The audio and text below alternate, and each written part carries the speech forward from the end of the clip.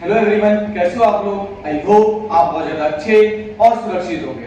ये जो वीडियो है ये सिर्फ क्लास 11th के लिए डिजाइन करा गया है, क्योंकि इस वीडियो के अंदर हम आप लोगों को ये बताने वाले हैं कि आपका जो अकाउंट है, अकाउंट का सिलेबस किस तरीके से डिजाइन किया गया है 2023 और 2024 के अकॉर्डिंग। देखिए, आप लोगों ने जस्ट क्लास 10 खत्म करी है और क्लास 10 के अंदर ना आपके पास कुछ सब्जेक्ट्स होते हैं, जैसे कि मैथ्स, जैसे कि साइंस, एसएसटी, इंग्लिश, हिंदी, ये सारे सब्जेक्ट्स होते हैं, संस्कृत, पंजाबी एक्सेट्रा करके जो अलग लैंग्वेजेस होती हैं।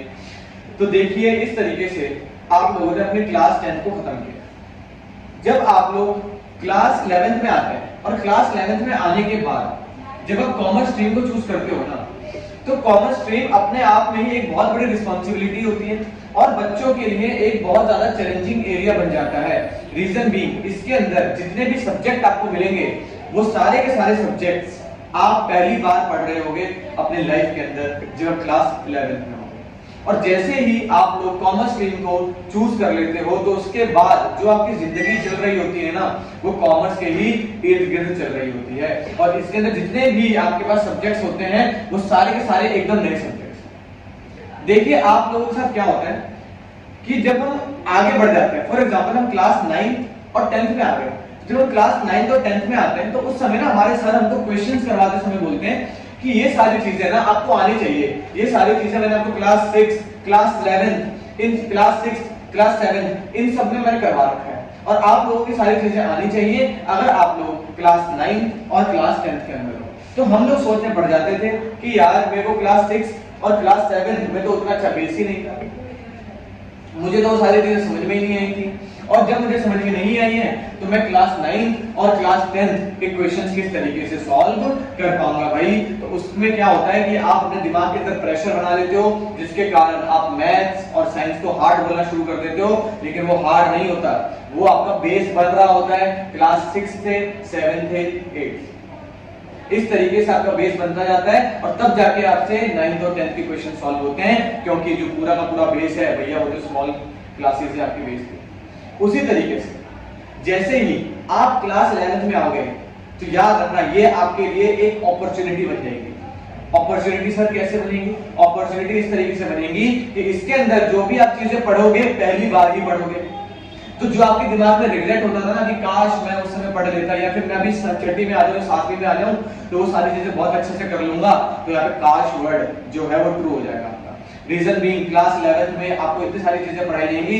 मान लो क्लास 11 की जो अकाउंट्स है ना वो इस तरीके से मान लो जैसे आपकी छठी और 7वीं की मैथ्स हुआ करती थी या फिर साइंस हुआ, क्योंकि वो बेस बनाती थी आपका क्लास 9th और 10th का। उसी तरीके से क्लास 11 एंड 12 कि जितने भी सब्जेक्ट्स होंगे ये आपका बेस बनाएंगी फ्यूचर में। अगर आप कोई भी क्वालिफाइड कोर्स करोगे, कोई भी प्रोफेशनल कोर्सेज करोगे, for example chartered accountant, company secretary and cost and management accountant, these three are the professional courses where you may enter when you will clear your class 12 from commerce background, irrespective of fact that if you are a commerce background student, इससे जरूरी नहीं है कि आप commerce background student ही होने चाहिए।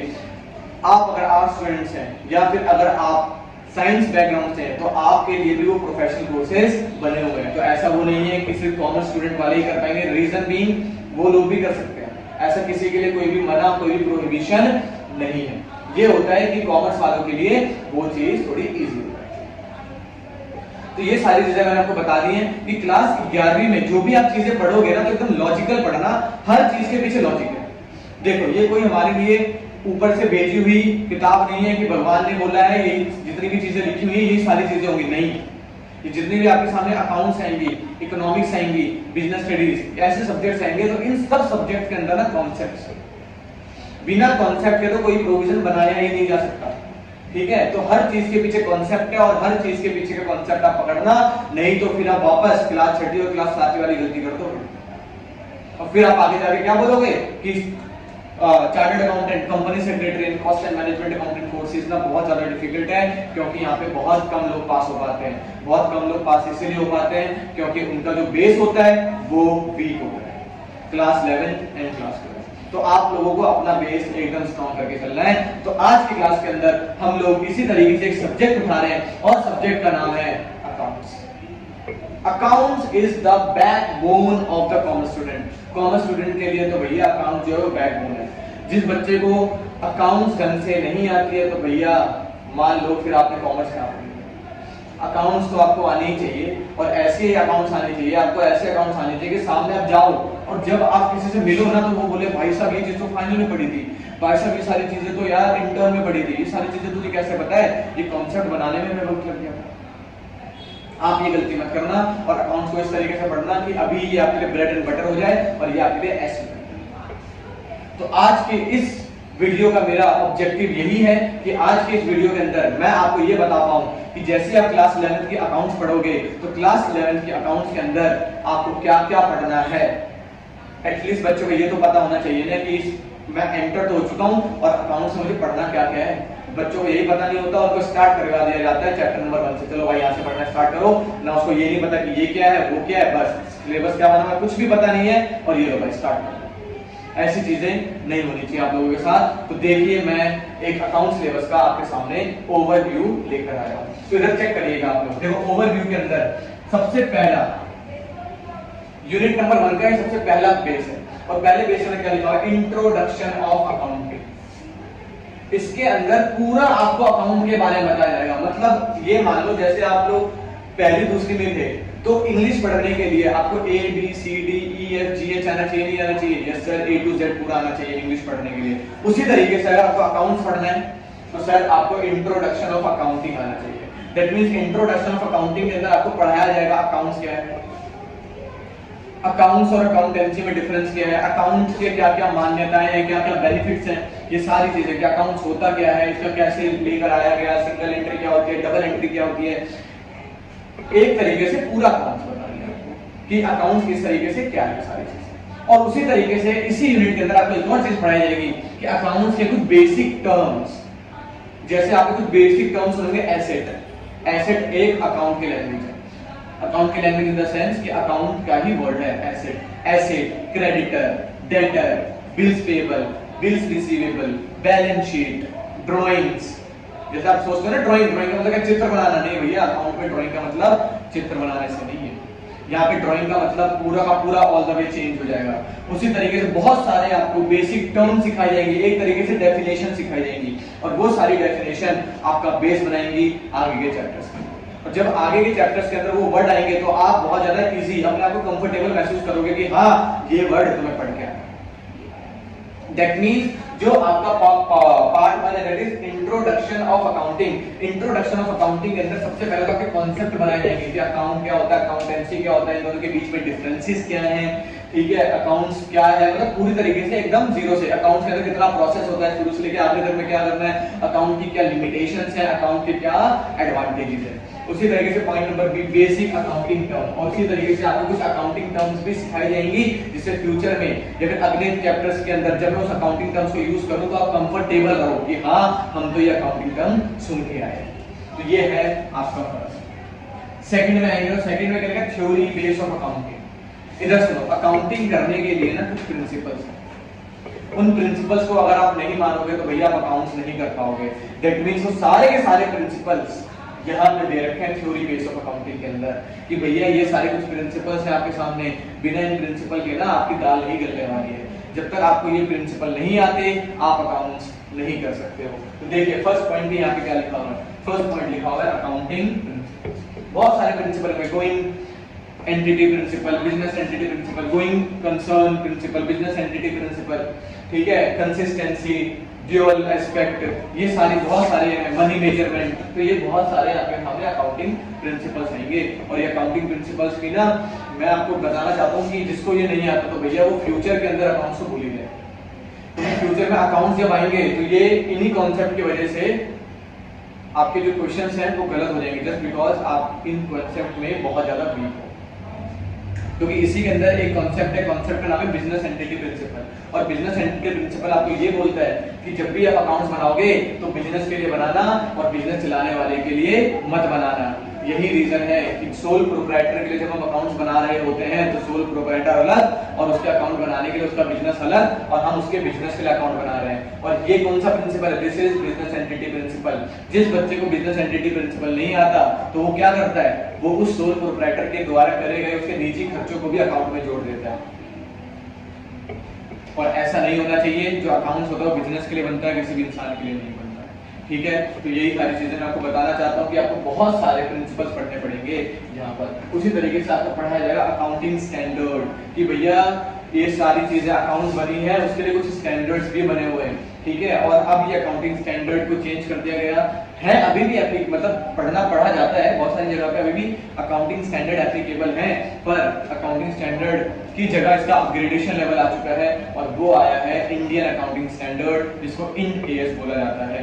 ये IFRS क्या होता है सर? मतलब अकाउंट से रिलेटेड जितने भी टर्म्स होंगे या फिर जितने भी स्टैंडर्ड्स हैं वो सारे स्टैंडर्ड्स आपको यहाँ पे पढ़ा दिया जाएगा।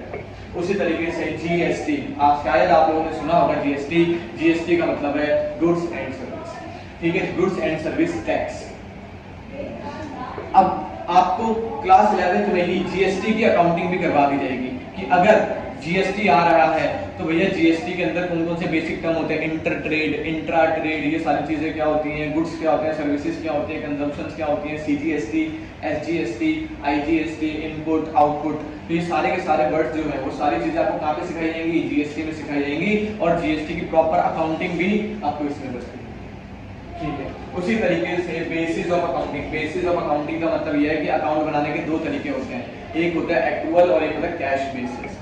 कैश बेसिस में क्या होता है कि सिर्फ हम कैश ट्रांजैक्शंस को रिकॉर्ड करते हैं, लेकिन एक्चुअल बेसिस के अंदर हम कैश और क्रेडिट दोनों ट्रांजैक्शंस को रिकॉर्ड करते हैं। तो हमें कौन से मेथड से अपने अकाउंट्स को बनाना चाहिए वो सारी चीजें इसी पॉइंट के अंदर डिस्कस करी गई है, that is basis of accounting. I hope आपको ये बात समझ में आ रही होगी बेसिस ऑफ अकाउंटिंग वाला। उसके बाद में आप देखेंगे पॉइंट नंबर 3। अब पॉइंट नंबर 3 में क्या लिखा है? Recording of business transaction. यहाँ पे एक तरीके से पूरा आपका बेस बना दिया जाएगा। बेस बनाने के बाद आप अपना बुक चेक करना, वहां पे आपको मिलेगा cash book, purchase book, cash book हो गया, परचेज बुक हो गया, सेल्स बुक हो गया, जर्नल एंट्रीज हो गई, लेजर पोस्टिंग्स हो गई। तो ये सारी चीजें जो आपको कराई जाएगी। सर ये कैश बुक क्या होता है, परचेज बुक क्या होता है, सर ये परचेज क्या होता है, सेल्स क्या होता है, परचेज रिटर्न क्या होता है, सेल्स रिटर्न क्या होता है, सर ये कैश बुक क्यों बनाई जा रही है, परचेज बुक क्यों बनाई जा रही है, क्यों सर यहाँ पे क्रेडिट ट्रांजैक्शन या कैश ट्रांजैक्शन आपको समझ में नहीं आ रही, वो सारी चीजें आपको समझाई जाएंगी बहुत डिटेल में। कहां पर? Recording of business transaction. अगर आपने क्रेडिट परचेज किया तो परचेज बुक बनाना, कैश परचेज किया तो कैश बुक बनाना, ये सारी चीजें आपको बताई जाएंगी। ठीक है, और यहाँ पे आप सोचो सर कैश कैश बोल रहे हैं, यहाँ पे बैंक बुक भी होता है, वो भी चेक करेंगे, लेकिन यहाँ पे ऐसा कोई भी बैंक बुक नाम से कुछ भी नहीं होता। उसके बाद आपका बीआरएस लिख रहा होगा। बीआरएस का मतलब है bank reconciliation statement. Bank reconciliation statement का मतलब ये होता है, आपको ये चीज पता होगी, हम लोग बना रहे हैं कैश बुक, ऊपर पढ़ेंगे हम रिकॉर्डिंग में कि सर आपको कैश बुक बनाना सिखाया जाएगा। और जैसे ही आप लोग कैश बुक बना लोगे, ध्यान से सुनना, जैसे ही आप लोग क्या बना लोगे? कैश बुक बना लोगे, तो क्या कैश बुक के अंदर आपको कुछ ना कुछ बैलेंस दिख रहा होगा? यस सर, बैलेंस दिख रहा होगा। उसी तरीके से जब आप बैंक में पैसे जमा कराते हो तो क्या बैंक के अंदर आपको पासबुक मिलता है, नहीं मिलता है? यस सर, मिलता है। फिर आपने क्या करा? अपने कैश बुक और अपने पासबुक दोनों को सामने रखा और चेक करो यार, कैश बुक में कुछ और है, पासबुक में कुछ और है, और आप कंफ्यूज हो गए, यार ये क्या हो गया, क्या मैंने अकाउंटिंग गलत कर दी क्या? क्योंकि मेरे पासबुक में तो कुछ और बैलेंस दिख रहा है, कैश बुक में तो कुछ और बैलेंस दिख रहा है। फिर इसको चेक किया जाएगा और गलती को सुधारा जाएगा और वहां पर या तो कैश बुक को पासबुक के बराबर लाया जाएगा, फिर पासबुक को कैश बुक के बराबर लाया जाएगा। और ये सारी चीजें आपको कहां पर पढ़ाई जाएंगी? Bank reconciliation statement.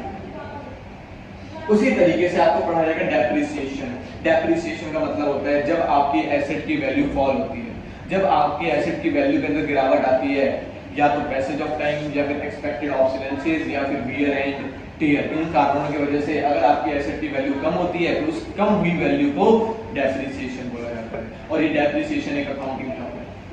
ठीक है, तो भैया ये डेप्रिसिएशन आपको एकदम डिटेल में बताया जाएगा कहां पर? क्लास 11th के अंदर। और डेप्रिसिएशन लगाने के कितने मेथड होते हैं, और डेप्रिसिएशन की क्या काउंटिंग होती है, और डेप्रिसिएशन किस पे लगाया जाता है, ये सारी चीजें आपको बताएंगे इस डेप्रिसिएशन वाले चैप्टर के अंदर। उसके बाद आगे दिख रहा होगा आपको provision and reserves. Provision and reserves का मतलब है कि फ्यूचर में होने वाले लॉसेस से बचने के लिए हम अभी से थोड़ा थोड़ा पैसा इकट्ठा करना शुरू कर देते हैं, और उसी चीज को प्रोविजन एंड रिजर्व कहा जाता है। और इसी चीज को एकदम डिटेल में पढ़ेंगे कब? जब हम आएंगे क्लास 11 में। कौन से चैप्टर पे? प्रोविजन एंड रिजर्व पे। उसी तरीके से और भी चीजें हैं, जैसे कि आगे आप जाओगे तो आगे आपको एक और चीज मिलेगा, दैट इज ट्रायल बैलेंस। आपको ट्रायल बैलेंस का चैप्टर मिलेगा। आपको क्या मिलेगा? Rectification of error. Rectification of error का मतलब ये है कि हमसे सर अकाउंटिंग करते समय कोई गलतियां हो गई हैं और अब हमें सर उन गलतियों को सुधारना है सर।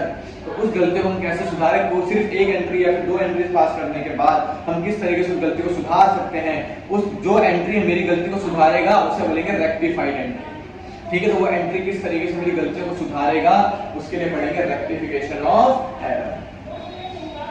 और आखिरी में आपको पढ़ाया जाएगा financial statement. Financial statement is one of the backbone of class 11 account. Class 11 account का जो फाइनेंशियल स्टेटमेंट चैप्टर है, one of the bestest chapter मैं बोलना चाहूंगा, जो बच्चों को सबसे ज्यादा डिफिकल्ट लगता है, पर ये डिफिकल्ट नहीं है। इसमें बच्चों के कॉन्सेप्ट ही नहीं बन पाते। रीजन बीइंग इसमें टीचर बच्चों को रटवा देते हैं, और जब आप रटना शुरू कर दोगे ना तो बिल्कुल आप छठी और सातवीं वाली गलती करते हो। छठी और सातवीं में भी आप रटना शुरू कर देते थे और आपको ये समझ में नहीं आता था कि इसके पीछे का लॉजिक क्या है। ठीक है, और सिर्फ रटते रहते थे। और क्लास 11 में भी आपको सिर्फ रट्टा बाज बनाया जाता है, कैसे आपको अकाउंट्स रटवा। जैसे देखा जाता है बच्चे से फाइनेंशियल स्टेटमेंट नहीं हो रहा तो उसको रट्टाफिकेशन, ये लो भाई रट्टा मारो, ये लो रट्टा शुरू कर दो भाई, एडजस्टेड परचेज निकलना है ऐसे निकलेगा। उसके पीछे का लॉजिक सर ऐसे क्यों निकल रहा है कोई नहीं बताएगा, पता ही नहीं। ट्रेडिंग किसके लिए बन रहा है, प्रॉफिट एंड लॉस किसके लिए बन रहा है, बैलेंस शीट किसके लिए बन रहा है, बैलेंस शीट। एक और पॉइंट आएगा interest on capital. Sir interest on capital charge against profit होता है, एप्रोप्रिएशन ऑफ प्रॉफिट होता है, बच्चों को बताया नहीं जाता और उसको प्रॉफिट एंड लॉस की डेबिट में दिखा दिया जाता है। और जैसे बच्चे यहाँ पर अगली क्लास के लिए आता है, क्लास 12 में, उसमें एप्रोप्रिएशन में दिखा देता है, बच्चा कंफ्यूज। तो ये सारी कंफ्यूजन आपको नहीं होगी अगर आप एकदम लॉजिकल तरीके से पढ़ोगे क्या, फाइनेंशियल स्टेटमेंट का चैप्टर। और भैया ये बहुत ज्यादा मार्क्स कैरी करता है और ये चैप्टर आपका दिमाग खोल देगा। और चैप्टर का नाम है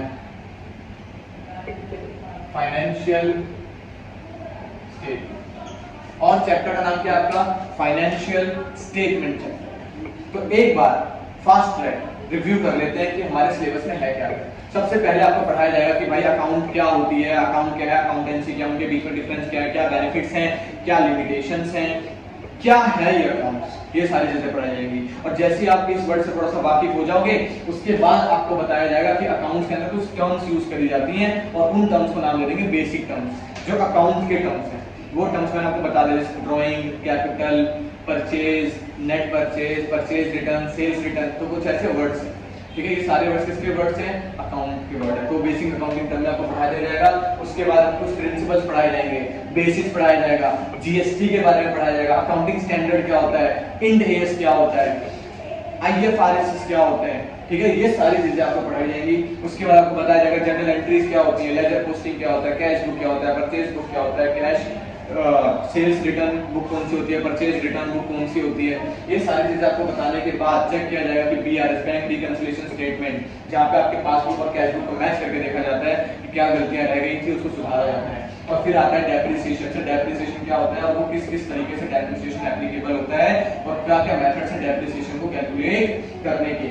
और उसी तरीके से आपको पढ़ाया जाएगा प्रोविजन एंड रिजर्व, फ्यूचर में होने वाले लॉस से बचने के लिए जो आज से हम पैसे जमा कर रहे हैं उसको बोला जाता है प्रोविजन एंड रिजर्व। और उसी तरीके से आपको पढ़ाया जाएगा trial balance, rectification of error, कि आप जब अकाउंटिंग कर रहे थे तो आपसे कुछ गलतियां हो गई हैं और अब आप क्या करोगे, उन गलतियों को सुधारने जा रहे हो। तो उसके लिए क्या पढ़ाया जाएगा आपको, रेक्टिफिकेशन ऑफ एरर। और आखिरी में आपको पढ़ाया जाएगा फाइनेंशियल स्टेटमेंट। एक चीज जो बहुत ज्यादा इंपॉर्टेंट है वो ये है कि पूरी क्लास 11वीं के अंदर जो आपको अकाउंट्स पढ़ाई जाएंगी वो अकाउंटिंग आप कर रहे हो सोल प्रोप्राइटर के लिए। और सर ये सोल प्रोप्राइटर कौन होता है ये आपको कौन बताएगा, बिजनेस स्टडीज। बिजनेस स्टडीज पढ़ने आओगे तो वहां पे आपको बताएगा सोल प्रोप्राइटर, जिसका एक और नाम होता है सोल ट्रेडर, ये कौन होता है। तो वहां पे आप समझ जाना ये कौन होता है। फिर आप ये भी समझ जाना कि क्लास 11वीं में आप उसके लिए ही अकाउंटिंग कर रहे हो।